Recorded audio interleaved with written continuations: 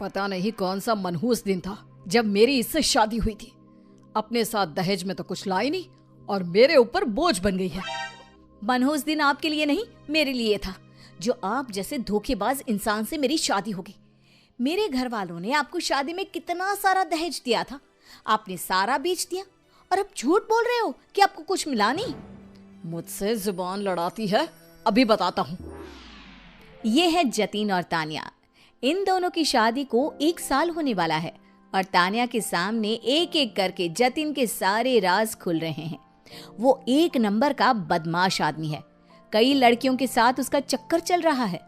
एक दिन तान्या के घर सेठ दीनानाथ आता है। जतिन, जतिन, अरे कोई है क्या घर पर? जतिन तो घर पर नहीं है। आप कौन है और इतना जोर जोर से क्यों चिल्ला रहे हैं? तुम्हारे पति ने मुझसे 1 लाख रुपए उधार लिए हैं और अब बहाने बना रहा है, मेरा फोन भी नहीं उठा रहा। अगर उसने मुझे मेरे रुपए नहीं लौटाया तो अच्छा नहीं होगा। दीनानाथ तान्या को धमकी देकर चला जाता है। जब जतिन घर पर आता है तो तान्या कहती है, और कितने लोगों से पैसे उधार ले रखे हैं आपने? अरे आखिर आप इतने रुपयों का करते क्या हो? इन बातों से तुम्हारा कोई मतलब नहीं है, चुपचाप घर में पड़ी रहो। इन बातों से मेरा तब तक कोई मतलब नहीं था जब तक कर्जदार घर पर नहीं आते थे। अब कर्जदार घर पर आने लगे हैं, 10 बातें सुनाकर जाते हैं। तुम आजकल बहुत बोलने लगी हो, अभी ठीक करता हूं तुम्हें। जतिन तान्या के साथ अक्सर मारपीट करता था, लेकिन वो अपने घर पर किसी को कुछ नहीं बताती थी। एक दिन तान्या के घर पर सुजाता नाम की एक औरत अपने बच्चे के साथ आई। जतिन है घर पर? वो तो घर पर नहीं है। आप कौन है? वो मेरे पति हैं और ये हमारा बेटा है।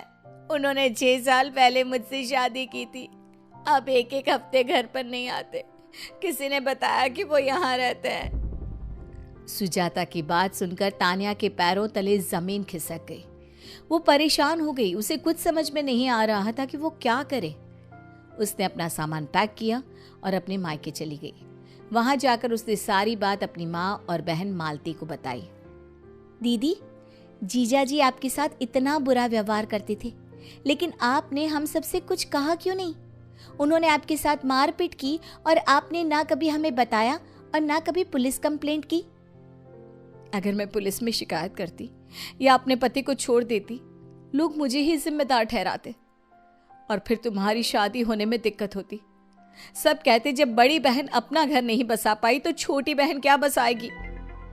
ओ दीदी, किस जमाने में जी रही हो आप? जिसे जो सोचना है वो वही सोचता है। अब आपके पति को मैं सबक सिखाऊंगी। अब मालती हाथ धोकर नहीं बल्कि नहा धोकर अपने जीजा जी के पीछे पड़ गई। अब वो अपने जीजा की हर छोटी से छोटी एक्टिविटी पर नजर रखने लगी। थोड़े ही दिन में मालती को जतिन की सारी काली करतूतों का पता चल गया और जितनी भी लड़कियों से जतिन का चक्कर था वो सब भी उसे पता चल गया। जीजा जी, अब मैं आपको बताऊंगी कि लोगों की जिंदगी से खेलने का नतीजा क्या होता है। एक दिन जतिन अपनी गर्लफ्रेंड से मिलने किसी होटल में गया तो वहां मालती ने उसके बच्चे को भेज दिया। पापा, पापा आप यहाँ क्या कर रहे हो? कौन पापा? कैसा पापा? मैं तुम्हें नहीं जानता। पापा पापा, मम्मी घर पर इंतजार कर रही है। जतिन, ये तुम्हारा बच्चा है? नहीं डार्लिंग, मैं इसे जानता भी नहीं। पता नहीं कब पैदा हो गया। पापा, मैं तो 5 साल पहले पैदा हुआ था। कितना झूठ बोलते हो आप।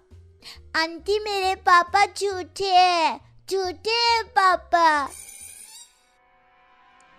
जानते नहीं, फिर भी ये तुम्हें पापा बोल रहा है। कितने कमीने हो तुम। आज की बात मुझे कॉल मत करना। जतिन की गर्लफ्रेंड वहां से चली जाती है। अब कुछ दिन बाद जतिन अपनी दूसरी गर्लफ्रेंड से मिलने जाता है तो मालती सेठ दीनानाथ को उसके पास भेज देती है। जतिन, अब लगे हो तुम हाथ। तुमने मुझसे 1 लाख रुपए उधार लिए थे और आज तक नहीं दिए और यहाँ लड़कियों को घुमा रहे हो। अरे सेठ जी, आप मैं बस देने ही वाला था पैसा। जतिन, तुमने मुझसे भी 50,000 रुपए लिए हैं और 1 लाख रुपए इनसे भी लिए हैं। ओ बहन जी, इसका चक्कर में ना पड़ो, ये तो बहुत फ्रॉड आदमी है। दीनानाथ जी, आप ये क्या बोल रहे हो? मैंने कहा ना आपके रुपए लौटा दूंगा। आपके रुपए लेके कहीं भाग तो नहीं रहा हूं ना मैं? बेटा, मेरे रुपए लेकर तो कहीं भाग भी नहीं सकता, तुझे पाताल में से भी खोज निकालूंगा मैं। जतिन, मुझे तुम्हारे ऊपर नहीं अपने ऊपर हैरानी हो रही है कि मैंने तुम जैसे घटिया इंसान से दोस्ती की। अगर अपनी भलाई चाहती हो तो मेरे पैसे वापस कर देना। ये बोलकर जतिन की दूसरी गर्लफ्रेंड भी वहां से चली जाती है। अब इसी तरह जतिन कुछ दिन बाद अपनी तीसरी गर्लफ्रेंड को मिलने बुलाता है तो मालती उसकी पहली पत्नी को वहां भेज देती है। जतिन जी, आप इस कलमुहे के साथ यहाँ क्या कर रहे हैं? कौन हो तुम जो जतिन और मुझसे इस तरह से बात कर रही हो? जतिन जी, आप बताओगे इन मोहतरमा को या फिर मैं ही बता दूं? डार्लिंग, मैं नहीं जानता ये कौन है। अच्छा, इतनी सारी लड़कियों से आपका चक्कर है ना, तभी तो याद नहीं रहता होगा कि कौन आपकी गर्लफ्रेंड है, कौन आपकी बीवी है। कोई बात नहीं, मैं अपना परिचय खुद ही दे देती हूँ। मैं इनकी पहली पत्नी हूँ। जब ये कई दिनों तक घर पर नहीं आए तो मैंने ढूंढते हुए इनकी दूसरी पत्नी के पास पहुँच गई। सुनो जी, अब आपकी दूसरी पत्नी को भी पहली शादी के बारे में पता चल गया है। ये बात सुनकर जतिन के होश उड़ गए। तभी उसकी गर्लफ्रेंड ने उससे कहा, क्या तुम शादीशुदा हो और तुम्हारी 2 पत्नियां हैं और तुम मुझसे भी शादी के चक्कर में हो? तुमने मुझे धोखा दिया, यू चीटर। जतिन की तीसरी गर्लफ्रेंड ने उसे जोरदार तमाचा मारा और वहां से चली गई। अब तो जतिन को घर से बाहर निकलने भी डर लगने लगा। वो सोचता, अगर मैं बाहर जाऊंगा तो मेरा कहीं कोई नया कांड किसी के सामने ना आ जाए। लेकिन अभी हाल ही में मेरी एक नई गर्लफ्रेंड बनी है, अगर उसे पता चल गया तो क्या होगा? एक काम करता हूँ, उससे ही शहर से बाहर मिलने के लिए बुलाता हूँ। जतिन ऐसा ही करता है। वो अपनी नई गर्लफ्रेंड को शहर से बाहर मिलने बुलाता है। वो अपनी नई गर्लफ्रेंड का इंतजार कर ही रहा होता है कि तभी वहां मालती आ जाती है। मालती ही जतिन की नई गर्लफ्रेंड होती है। जतिन ने मालती को पहले कभी देखा नहीं था तो उसे पता नहीं था कि वो उसकी साली है। वो मालती से बात कर ही रहा होता है कि तभी वहां तानिया आ जाती है। हाय जतिन, कैसे हो तुम? यहाँ क्या कर रहे हो? तानिया को देखकर जतिन हैरान और परेशान हो जाता है। तो तानिया, तुम यहाँ क्या कर रही हो? कुछ नहीं जतिन, जब से मेरी आपसे शादी हुई है ना, आपने मुझे बहुत सारे सरप्राइज दिए हैं, तो कुछ सरप्राइज देने का मेरा भी हक बनता है। मैं आप ही के लिए सरप्राइज लेकर आई हूँ। सरप्राइज? ये जो आपकी नई गर्लफ्रेंड है ना, वो मेरी छोटी बहन है। क्या? तुम्हारी छोटी बहन? तुम दोनों को शर्म नहीं आए मेरे साथ ये गंदा खेल खेलते हुए? जीजा जी, आपको शर्म नहीं आती लोगों से पैसे उधार लेते हुए, झूठ बोलकर 2 शादी करते हुए और मासूम लड़कियों को फंसाते हुए? और जतिन जी, गंदे आदमी के साथ गंदा खेल खेलते हुए कैसे शर्म? अभी तो ये एक ही सरप्राइज है, मैं आपके लिए और कई सारे सरप्राइज लाई हूँ।